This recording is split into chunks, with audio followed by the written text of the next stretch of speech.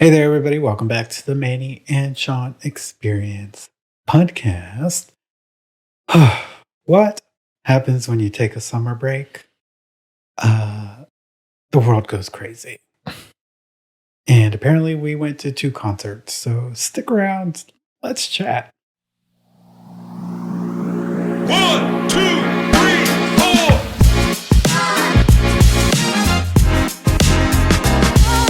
Hey yo, welcome back to the Manny Sean Experience, episode 83. Like Manny said, we've been gone for a minute, but we're back. We're on our summer schedule, which might turn into our permanent schedule. We don't know. Stay tuned. Gives you time to breathe and listen. Yes, gives you a little bit of time to breathe. But if you're new here, my name is Sean. This is Manny. And together we are the Manny and Sean Experience. Thank you to those of you who have been here before. Welcome back. How are you doing? Well, how's everybody out there doing? I hope you're doing well. Going through your struggles or your positives or your happiness, your highs, your lows. All the things. I'm fine, thank you. I have therapy next Tuesday. I have therapy today. I'm well. I mean, you have those weeks at work where you're just like, I don't like this. But then you're like, well, it pays the bills and very flexible. So you're like, meh, moving on to the next week. I get it. It happens. Like we get those weeks every now and then. But you're being positive. I know, shocking to everybody. I'm doing well. It's been a pretty good week for me. I had lunch today with my work wife. She has taken a new job, which she'll be starting on Monday. Today was her last day, so we went out to lunch together. I have therapy this afternoon. But all in all, it's been a pretty good week. Because your work wife is leaving? Huh? You're having therapy because your work wife No, that's not why I'm having therapy. This was scheduled before that. Anyway. His work wife likes to leave him lots of times. And then bring me and then to takes her to her new place of employment. To my excitement, it's usually more money. Yeah. So on today's episode, since we've been gone for 2 weeks. Yeah, let's get into the mixtape. You're in the mix.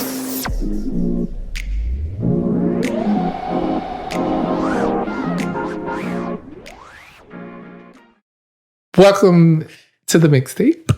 Sean forgot how to podcast. Look, leave me alone. It's been a minute. It hasn't been a minute. We've been on the schedule now for 2 episodes. We didn't record last week. Whatever.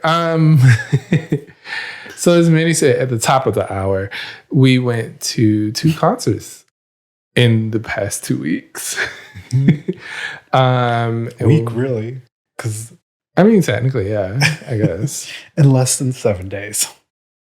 So on Saturday, we went to go see Janet Jackson. If you have listened to previous episodes, you would have seen where Manny got me tickets for my birthday to this concert. We traveled to beautiful Orlando. Sure. And she was performing at the Kia Forum. Or is it Sure. Center? I don't know. Okay. Anyway. It will forever be Amway. Is that I mean, Amway? yeah, Amway. it was the Amway. Center. The shitty Geico parking. What parking this time was good because we parked somewhere Because else. we didn't park in the Geico parking lot. True. This was the second leg of her Together Again tour. We went to the first show of the first leg of the tour. Opening night. We were opening night. We almost died for Janet. You should go back and listen to that episode. Yeah, that was a good one. I think it's labeled Lots to Talk About. I think so, yes. Yeah, I don't go look really at remember the episode number, but It was a hoot. yes, it was all about our troubles getting through flooded Fort Lauderdale. No floods this time. No floods this time. Thankful for that. It's hot as hell, but it was hot. But the show was amazing. It was a revamp of the first leg of the tour. There was new songs added. There was new choreo. There was new costumes. Like, it was a great show. Janet puts on a good show. She is 58 years old and still killing it. I got to hear some of my favorite songs that I never thought she would perform. Throb. She's performed that before. She has, but Manny has found a new love for that song. Let's give you a clip of the show in case you want to watch, if you're watching, because it's streamed on Spotify, maybe coming back to YouTube. We don't know. If not, listen to her live, I guess.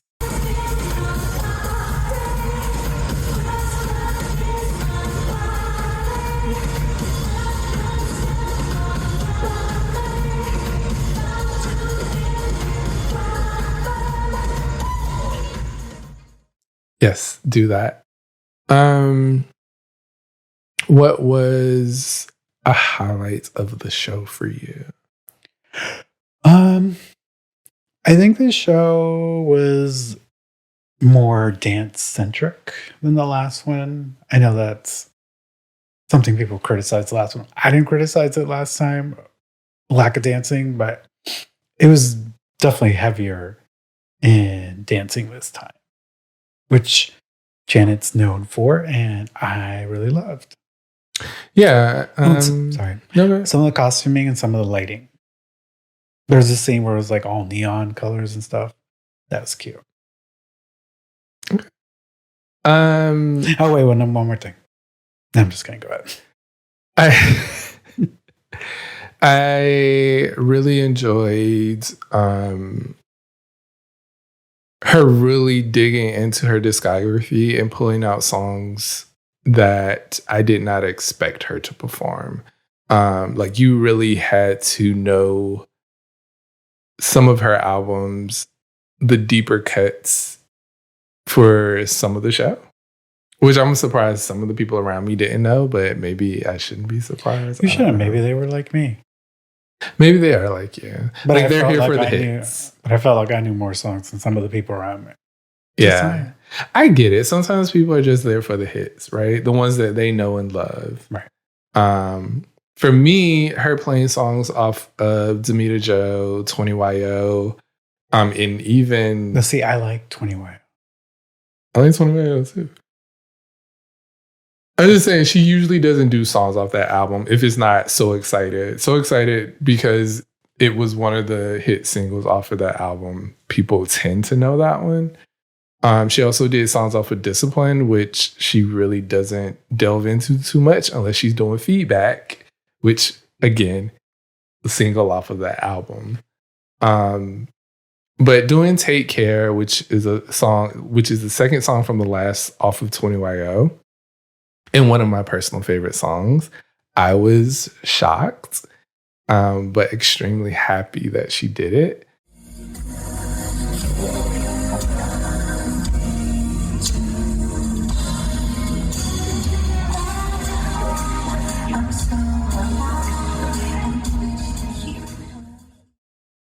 Of course, she did the classics, Come Back to Me, Love Will Never Do, Rhythm Nation, the ones you know and love, and didn't miss a beat. I thoroughly enjoyed the show. Manny got us great seats, and we had a blast. Yeah, it was good. I think it was elevated from the last one. I would say that. Not that the other one sucked. The other one was good. The other one was amazing too. But this was just different. There was new dancing. Same dancers, but new dancing. The stage was also used a lot differently this time.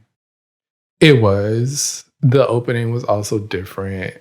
It had some of, what's that tour? That was very theatrical.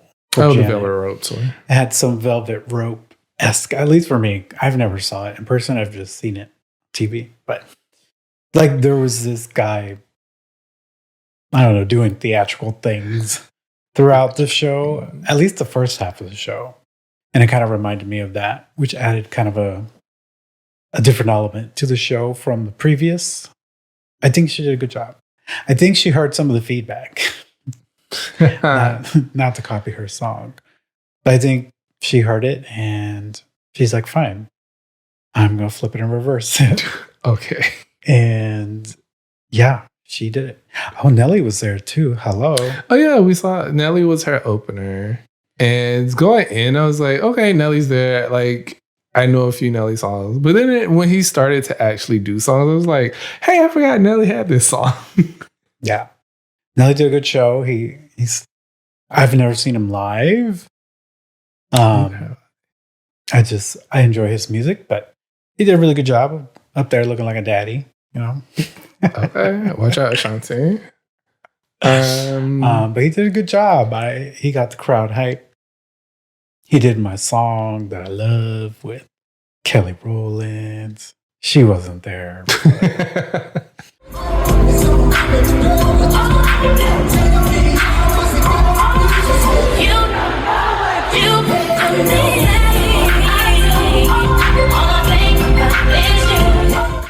Whatever. She wasn't there. The audience filled in. Yes, we filled in for Kelly.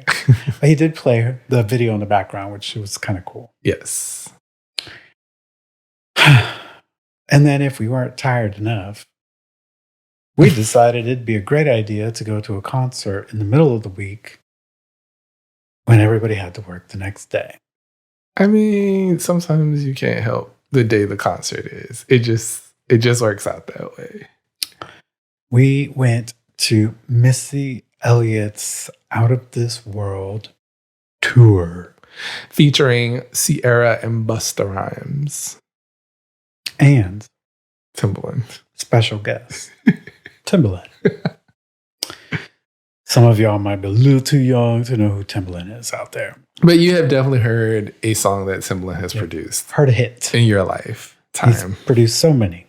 So many songs. We were reminded of how many songs. If you're just a Justin Timberlake fan, he's produced songs for him. Yes. Going into this concert, I was super hyped. For one, this is Missy's first tour. And I've been a fan of Missy. Can you just believe in her entire career? 30 years. 30 some years, I think she said. I think it was 30. Okay. It's 30 or 30 plus, somewhere around there. She has never headlined a tour. No. And I feel like there's probably a lot of reasons for that. One, she was extremely busy because Missy produces and writes a lot of songs. And I don't know, maybe she just was like... Well, I heard rumors that she feared going on tour, of like having people come see her. I don't know if that's true or not. I get that if she did say that, but Missy is so beloved by the industry, by the people. Like, I don't think you could find a person to say anything bad about Missy. This was one of those concerts where I don't like to put race on it, but it's one of those concerts, kind of like Janet, where it just spans all races, all age groups. Like, I was like, some of y'all are a little old. But y'all here on a Wednesday night. All right. Listen. That's your bedtime. But yeah, it's one of those tours where it just felt like in one moment the world was together. I agree. We were all here for Missy. Let's start at the top. If you're going to the show and you happen to listen to this before the show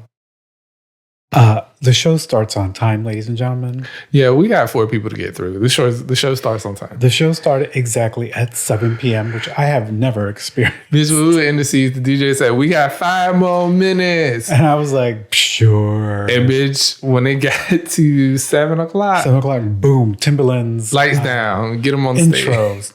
started. So Timbaland opened. I don't know if he's at every show because they say featuring or special guest, but I don't know. He was here in Tampa. He was.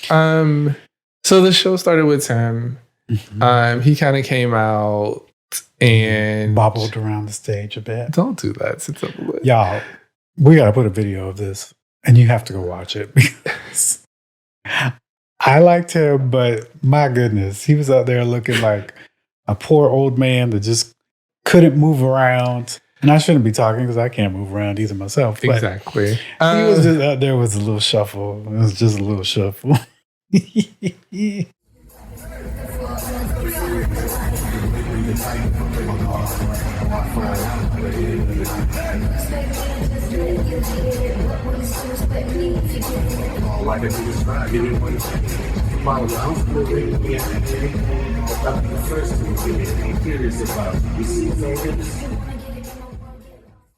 So Tim would play snippets of tracks that he has either been on or produced or co-produced, which was a lot of songs. But the audience loved it. We were all singing along to all of them.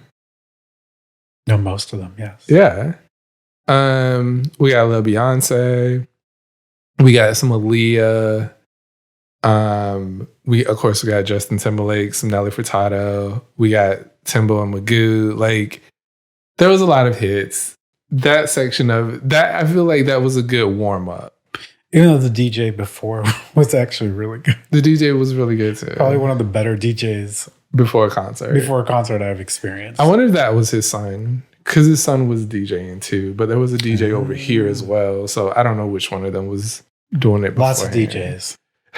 You need a lot of DJs. That's what happens when you have 4 people performing. They all have their own DJ and their own MC. At the Timbaland. Took a 3-minute intermission. Yes. Yeah, this was like a music festival, indoors and assigned seating. Pretty much. In the AC. Next up, we got Ciara. This is what? Ciara. Oh.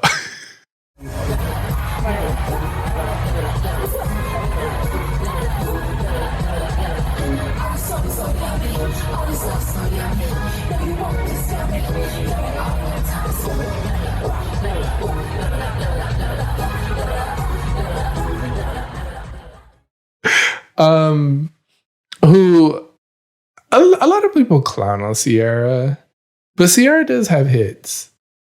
I clown on Ciara. I'll just say it. I love her hits. I clown on her because, like, yeah, she's out there kind of with J-Lo with, like, the voice isn't that great. But Ciara got me to shut my mouth up. She did. Ciara said, I see you, Manny, and I'm going to make you gag on your words. Which she did. She made me gag on my words. Ciara puts on a great show. She's a great dancer, but I think most people know that. Most people give her mad props for her dancing, and they don't give her as much props for her singing. But Ciara was singing live, sure, and she was killing it. And respectfully, I went back and listened to one of the songs she performed at the concert, and I listened to it like originally. The recorded version. Not even just a recording, but when she performed it live at like a music show a couple years back, her voice has matured a lot in a good way, which is another part that probably made that performance even better. Yeah. But yeah, sorry, Ciara. I even thought about going back to see you on Tuesday. I love Ciara. She did 1 2 Step. The crowd went crazy. We did Body Party. We did Promise. Some other songs that I'm not familiar with. I have heard them, but I'm not super familiar with them. Because some of those albums I skipped. I listened to them, but like... Skip songs. Yeah. And she did Level Up, and again, audience went crazy. She did. She put on a great show. High energy from like the beginning to the end. Mm-hmm. Lots of dancing. She's like, I had 3 kids, but I'm still here. What? And then after that, it was Busta Rhymes. Which I was like, I mean, I I like your hits, you know, they get you crunk in the club, but I'm like, I don't know how I feel about you performing multiple songs that I probably don't know. I was going into it kind of like that. I was like, oh, well, Busta Rhymes is a bonus. I get to see Busta Rhymes. I've never seen him in concert before. We could just check that off, right? We saw Busta Rhymes. And I know Busta Rhymes has hits and songs that I like. So I was like, well, this will be cool. What I was not expecting was for Busta and Spliff to get up there and turn this into a comedy show on top of giving us the hits and a great performance. If you have ever listened to Busta Rhymes, you know he is like hyper speed rapper. Yes. From like real low octave to super high octave. When I tell you that is not studio, that is 100% who he is. It is. He, again, like I didn't say anything bad about Busta, like maybe I was saying about Ciara, but Busta was also like, yeah, I'm here too, bitch. I earned this stage. He was very comical, but also got the crowd very hype by bringing us together, saying that we're a family while we're in here. Like, fuck all that political divide shit. Like, at one point, I was scared. He was like, put your hands up. He was like, I didn't tell you, put down your fucking hands. I was like, oh, my hand is up. My hand is up. We had, his whole section was a good time. It was a comedy. It was a good classic time. Hits. Busta Rhymes, Ciara Jackson,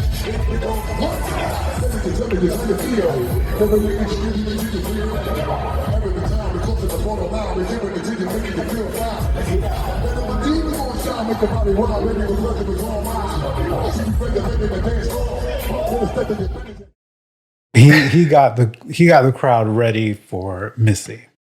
Oh, for sure. For sure. After Busta, there was a bit of an intermission. So people could go to the bathroom, get your snacks. All of them had a slightly different set. So they had to account for changing some staging. So this is why I say I felt like a music festival or like a Coachella, because it's like, you know, every artist has their own staging. Yes. Obviously, Missy would have the most staging, and her staging is amazing. The screens, the stage, like the costumes. Yeah. A lot of people complain about the monitors that are used in concerts nowadays.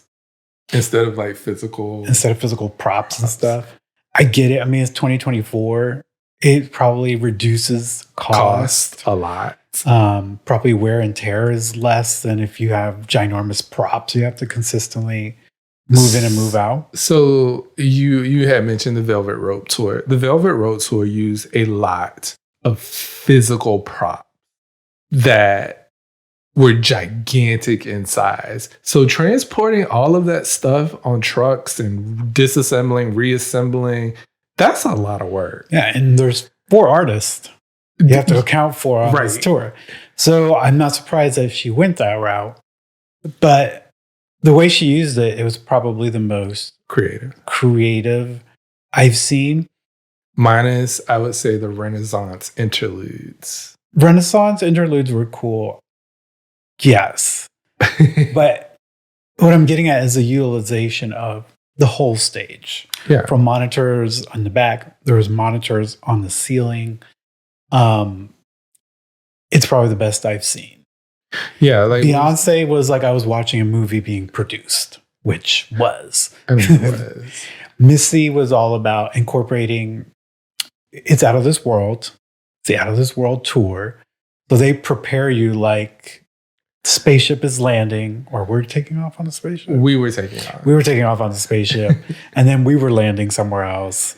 Like the whole way they did that was, it was so seamless. Like you saw this the spaceship go through all the monitors and the noises, and then the way the opening scene of that show. Mm-hmm. Go ahead.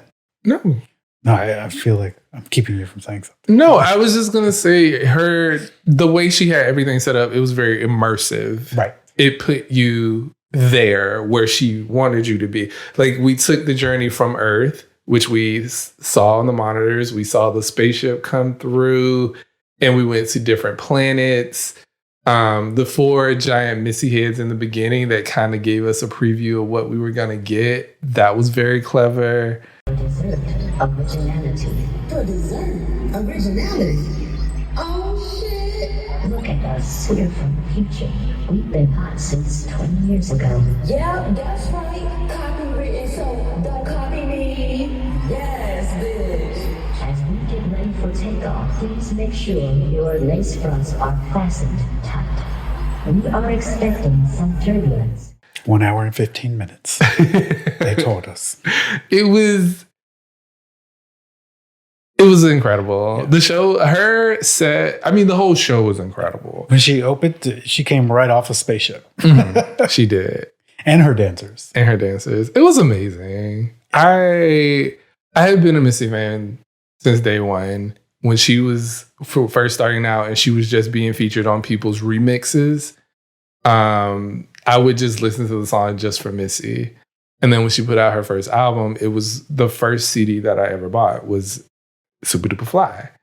And have been a fan since. And Missy has so many albums.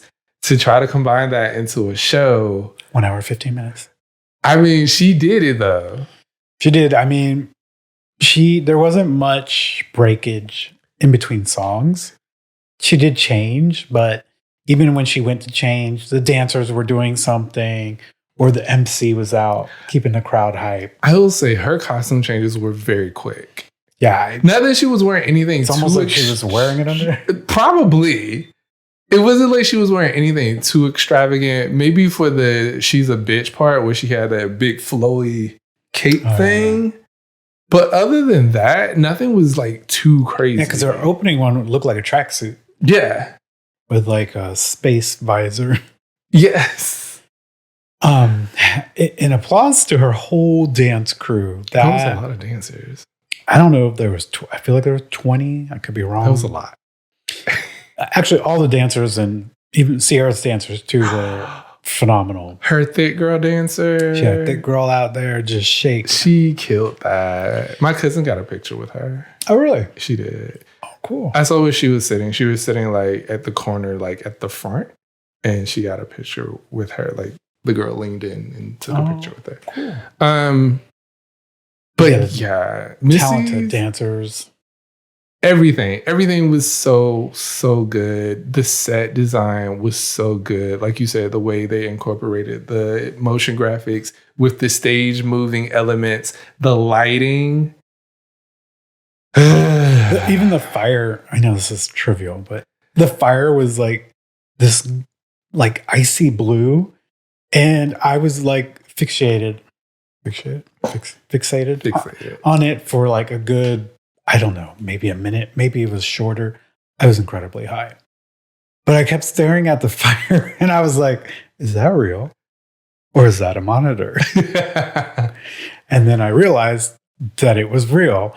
Like all the fire changed different colors. It was like bright orange, bright red, blue, white. I was like, okay, I haven't seen that before. I'm not saying it's new technology, but I don't know, whoever sat down with her and designed this show really took the out of this world thing to heart, incorporated the dances and elements of the videos that we're familiar with. Mm-hmm. There were some prop usage as well. Mm-hmm.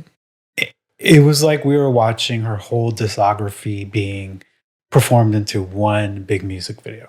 I loved it. I loved everything about it. There's a section of the show where Missy comes off stage and walks through the arena. Not half of the arena, the entire floor of the arena. And she has a couple of dancers in front of her. Then she is walking through, and there's a security guard behind her. And she would stop and like sing into people's phones or take pictures as she was walking and rapping at the same time. Yeah, we were 3 rows from the front. Yeah. And we still couldn't really see her. I couldn't, I'm short. Because everybody's hands were in the air trying to touch her or get a picture. Get a shot, yeah. I did manage to get a pretty good You did. shot of her. That was so cool. Like a lot of artists don't do that. Like Bad Bunny did that in his 2019 show. Hasn't done it since. Because y'all don't know how to act. He had a whole ass elevator his last tour. He's like, I'll be in the sky and you can see me from there. Which Missy did as well. She got on the platform that went over like a little bit of the There's limitations in arenas when it comes to flying. But I thought that was cool too. Yeah. It was a great show. She did every song you could think of and more. Mm-hmm. Dancing, incredible. She also did some deep cuts, which I appreciate. The end was just fire. Busta Rhymes came back out. Ciara came back out. They did lose control, and everybody came out. Everybody came out, performed with her. Then, keeping true to the space theme, they had to leave. So Ciara and Busta and all of them ran off the stage because they had to get on a space shuttle or something like that. And then Missy herself goes off in a spaceship at the end of the show. And then they return us to Earth. It was a pretty cool illusion because she goes into that, it was a tube, right? And then it goes up into the air and then all you see is smoke. Yeah, it was cool. She probably just walked through a door. But again, immersion. They're putting you into it. Yeah. They did a really good job. And at the end, it was like, humans, as we prepare to arrive back to Earth. Why? Please watch your step. They really thought about all of it. It was amazing. I thoroughly enjoyed. Like, if you have not seen it, if it's coming to your city and you were on the fence about it, go to this show. I mean, you're getting 4 artists. Oh, what's her name was there too? Oh yes, Trina was a surprise guest for our show. We got 5 people for the price of 1. And the tickets we bought were not that expensive. They were 2 weeks ago. Yeah. And we were literally 4 rows from the floor. Yeah. We had a good time. It was a great time, actually. We forgot all about the craziness that has been the United States of these Americas. Yeah, it was a good escapism, for sure. We're not going to have What's Our Issue today because the second half of this podcast will be about the madness we have had to endure for the last 3 weeks. An attempted assassination, a failed debate. These are not in order. No, they're not. A presidential candidate dropping out of the race. Could you imagine if he had got shot before the debate? I'd have to watch that damn tampon on his ear the whole fucking debate. Well, we didn't watch it that much anyways. Where do we begin? Well, I think the debate had already happened the last time we talked. We just didn't really talk about it that much. Oh, true. Yeah. I mean, it's what still led into this timeline of craziness because that's what led calls for Biden to step down, get the hell out. Yeah. So I guess we should just start at the assassination attempt because when we were just watching Netflix or Hulu or something, then I happened to put it back onto regular cable TV and it was on the news. And then it said breaking news. And I was like, what is happening? And then they replayed the video. I was like, oh, somebody tried to shoot Trump. And then don't laugh. It in my head, I was like, is this real? Is this staged? It was given that energy just because that's the way politics is going. Everything seems like we're doing something for clicks. Like we are TikTok influencers or something. Yeah. So I wouldn't put it past him and his team to fake an assassination attempt, especially since he didn't die. And when he got up with that blood on his ear, we were like, oh, well, is it real though? It was still questions. The blood was half dried by the time. It was still questions. Listen. And this was within the first couple of minutes of it happening. So don't come for me. I don't condone violence. We don't condone violence. Not at all. Political, what is the word? Political violence. Violence is not the answer to what our country needs. No. With that said, 10% of me still continues with the conspiracy theory of this. And I know somebody lost their life. That's when it stopped being a conspiracy theory for me. I still have a 10% conspiracy theory of this because I saw people on the news after this saying they would have taken a bullet for Trump. And I'm just like, how do we not know? That person didn't say, I We'll take the will bullet. take my life for you. The other thing is, again, this was within the first few minutes of it happening. When they replayed the video, I'm looking at the people in the background. I'm like, some of y'all ain't ducking. Some of y'all are just standing up looking around. I'm just like, if there's an active shooter, why the hell are you standing up? Also, I know the Secret Service is under like scrutiny right now. How did we botch this so much? And I know in the recent hearing, they said that building was outside the scope of them, blah, blah, blah, blah, which a Democrat, I believe, asked a very good question. Was it? I don't remember who it was, but I think it was Ocasio, asked, what is the range of an assault rifle? I mean, good question. What was the distance from that building to the podium? The range of the assault rifle is further than that zone from that building to the stage. Right. So I think it was Ocasio who asked that question. Funny that a Democrat was asking that. I think she was trying to make a point about assault weapons. I mean, I think everybody was trying to make it a point about the weapons, but like, of course, Republicans don't still want to talk about guns. But like, you left that unattended. I'm like, how did Secret Service not even think of that? How did the local police ignore citizens say, hey, yo, bro, that person's going up there, don't really belong up there? Like, what? There was so many, and I know there's investigation going on, but that's why I keep my 10% conspiracy theory. And I'm sorry if you don't like that, that's fine. We can disagree on that. But there was too many parts that just looked amateur to me. Secret Service removing him from the podium, amateur to me. I know they heard all clear when the attacker was shot, but you don't know if there's another threat in that place. There was a lot going on. There is video of someone with a cell phone who had shot video of the guy on the roof, which, again, like, there's a lot of questions there. There's a lot of holes. What? Well, there's another video, too, that Secret Service ushers the press that was behind the podium to the front of the podium, just literally seconds before the shooting happened. Like, there were just so many things that you're just like, what happened here? I don't know. And the Secret Service director has now resigned. And for those of you that keep saying, Biden did this, the Secret Service director was not a Democrat, an independent. They was a Republican. And typically these agencies are run by said Republicans, which is even more exciting to me that Trump and his coons want to get rid of these agencies.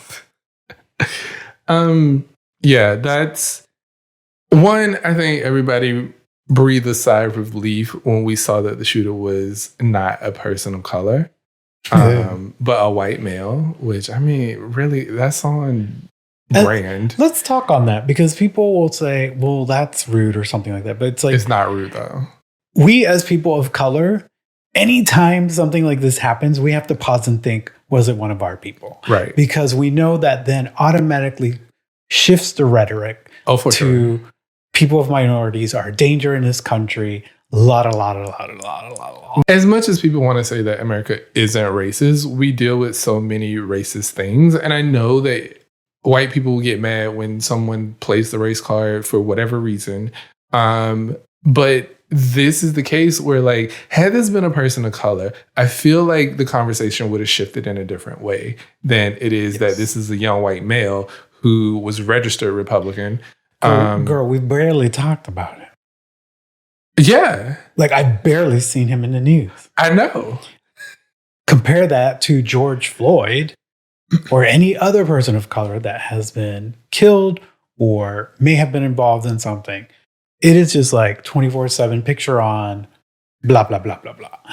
And I think it's important for us to kind of say that because sometimes people don't understand when we're coming from, oh, why do you make it a race thing? It's like, we don't make it a race thing. It's because we know how then we need to clutch ourselves a little bit more secure because you don't know what that rhetoric's going to happen. Like that young man that was just running through a neighborhood that was shot during Trump's presidency. Yeah. Like that was led by rhetoric. Exactly. So and that's all I wanted to say on that. But go no, ahead. that's fine. and the reason why some people don't understand that, and I don't mean this in any sort of derogatory way, but that is what white privilege is. When you don't have to think about it, and when you say that a person of color is saying everything is about race, it's just because we live a different experience than you do. That's all we're saying. So yeah, let's be clear. Trump did not get shot. The bullet missed him.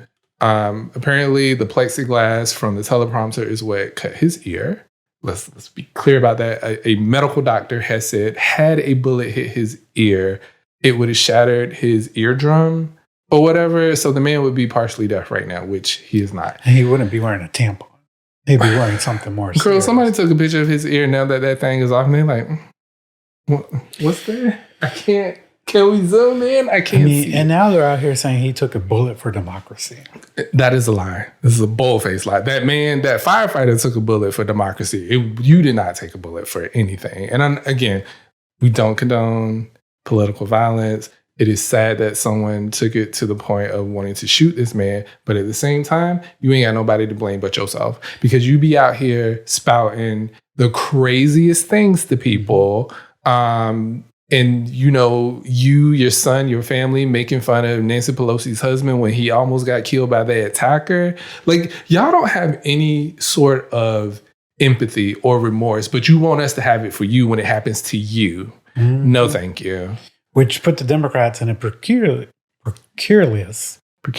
Yeah, that situation because they had to come out and say, like, oh, thoughts and prayers, blah, blah, blah, because if not, the optics would not be good for Democrats because if we as Democrats don't do that, we're always shown negatively in the light. Which is sad that we always have to be the bigger person. Right. But Republicans have come out when Nancy Pelosi's husband was almost hammered to death.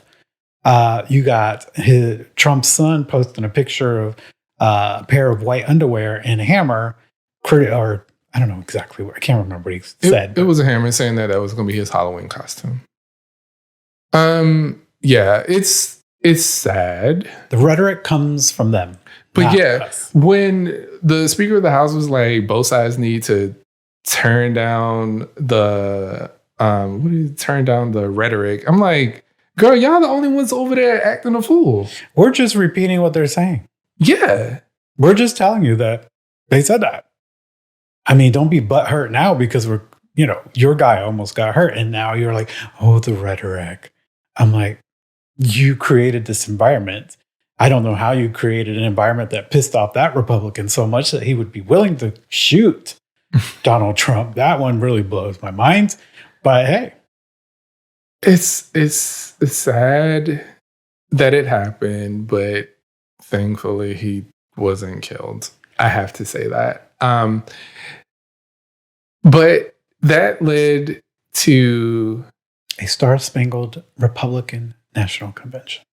The Republican National Convention to me was just more of the MAGA cult being the MAGA cult, and they went 10 toes deep into being behind this man by wearing a My Pillow on their ear to signify that they stood with Trump. But wouldn't wear a mask to end a world pandemic. I just saying. Hate it here. Y'all look like fools. You look like absolute fools. Y'all over here telling us you shouldn't be wearing a mask anymore because you look crazy. Well, you shouldn't have a tampon on your fucking ear because you really look crazy. You look ridiculous. Not meant to be there. The masks are medical. The only good thing that came out of the RNC for me was seeing Matt Gaetz get scared and run away when that man was like, do something. He was like, stop being an asshole. Right. And Matt Gaetz was, oh, you don't tell me to stop being an asshole. And then he ran away. You pussy. Sorry. That was hilarious to Using me. that vulgar language.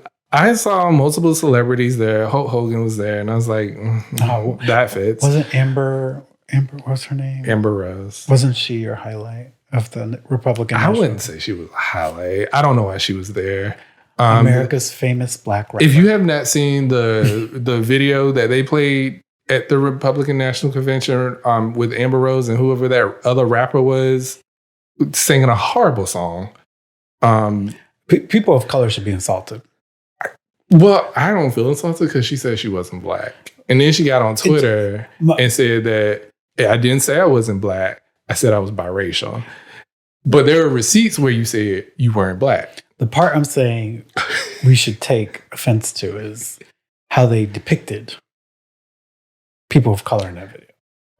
I guess, but I'm also not offended because I feel like that's how 99% of them see us. That is true, but if you are a person of color that says the Trump campaign sees you, that's what they see of you. I know, that's what I just said. But I'm just like, how you're okay with that? I'm not saying you. Oh, okay. I'm just saying them. Like that would make me go, huh? So I am just a drug dealer and a felon. I mean, the black people I saw in the audience were still cheering, so I guess they don't care, girl. Anyways, he also announced J.D. Vance as his vice president, who was formally not an extreme MAGA. He was actually against Trump, said some really bad things about Trump. He said Trump was Hitler. Even called him Hitler. Yet, to advance his political power, he became a Trump Cooney. Now, in light of everything, that may have been a very bad choice. J.D. Vance is not great at speaking. Terrible. That's number one. Number two, He's a ginormous racist.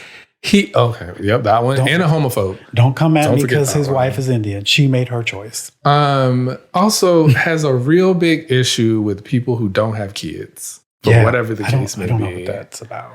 Um, We were having this conversation on our walk this morning about J.D. Vance. yeah, About how he did say disparaging comments about people that don't have kids, and we're like, and they feel like that's going to connect with the American people, or the part of stepkids and all that. Like, there are many reasons why people may not have kids. They may simply choose not to have children. They may have difficulty getting pregnant.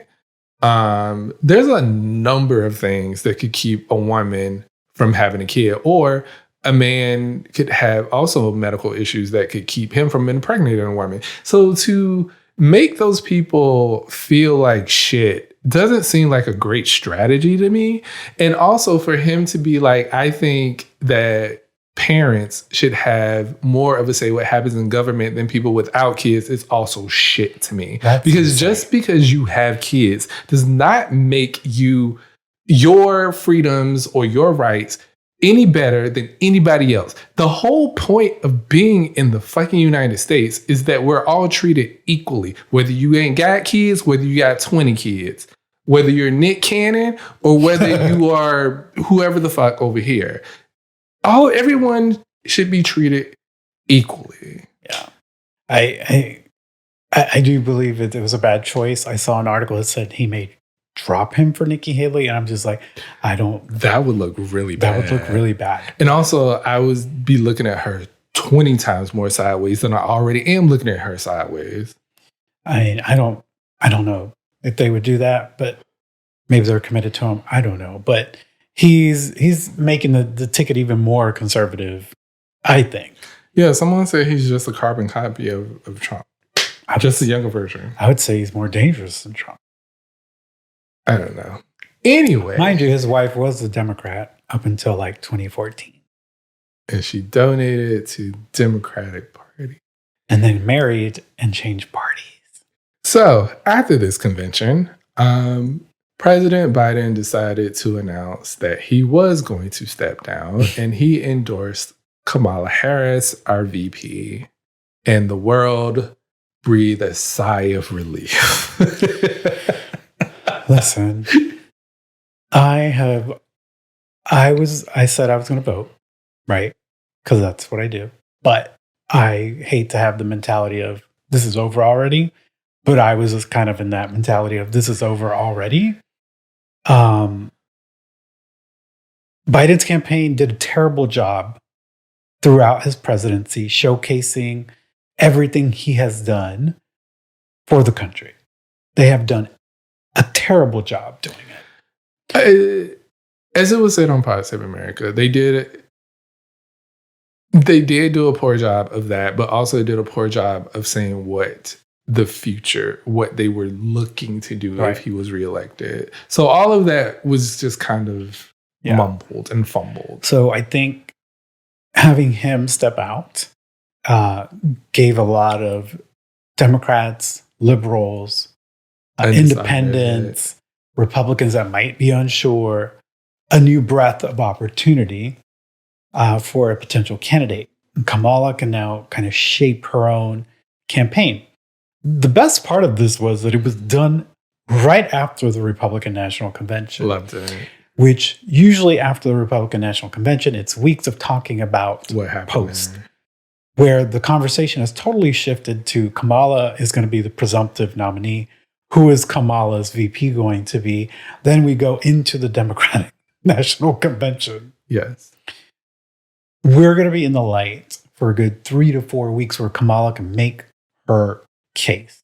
Which is great. I feel like just people just that did not want the rematch. They did not want Biden versus Trump round 2. We didn't want it. A lot of people were sick of Biden. A lot of people are over Trump, and people were like, I'm just going to sit it out because I don't want to vote for either one of these two candidates because neither one of these two candidates are people that I can get behind. Mm-hmm. And I totally understand that. And I know that we said on this podcast that we're really voting more for administration, which we are. But at the same time, in order to do that, like you have to go out and cast a vote. And a lot of people just were not enthused. Yeah. I feel like with Kamala taking center stage, the energy is off the charts. Yeah. And she has hit the ground running. I feel like we have a clear message now. Also, their candidate is now the oldest person running for president. And the tables have turned in a good way. I mean, Nikki Haley said it best. The first party to get rid of their old candidate will be the party that wins the election. Yes. And I think that's where we're headed. That is exactly where we're headed. And I couldn't be happier about it. There was some doom and gloom happening. A lot of people were like, we're fucked. I feel like, one, her raising the amount of money that she did in 24 hours was insane. And unexpected. And now she put out her video, which features Beyonce. It is beautiful. It is well edited. It's everything about it. It sets the clear understanding. And listen, we don't all have to agree with everything that she's standing for. Because I know that's a problem. Yeah. But the vision she has for going forward is a much more pleasant vision than the one the other side has for us. Again, read Project 2025. That was exhausting. It was a lot to get through, but we did. We did it, y'all. We hope you enjoyed this episode. Let us know what you think. Do you want to see our podcast on YouTube? Are you excited for Kamala? Are you still voting for Donald Trump? Are you going to go watch Missy Elliott? Or are you going to go check out Janet Jackson? I know that's a lot. That's a lot. But we hope you enjoy this episode. Yes. Follow us on social by going to MASXP23. All right. That is correct. Wait, let me. Yep, that's correct. Yes, you can find us on all the socials. On Instagram, there's a link there where you can DM us or send us anonymous questions for us to answer in other pods. You can also find us on YouTube that way. We also have a Gmail where you can write us, and that's mannyandsean@gmail.com. If you'd like to do that. Yeah. That's it. We're out of here. As we like to say here at the Manny and Sean Experience podcast, do something good for yourself. And then do something good for yourself. Yeah, like go read Project 2025. I don't know if that's good for yourself. It's not good for yourself, but it'll make you go, yeah, I should probably reconsider that. All right, y'all. Have a wonderful day. Catch you on the next one.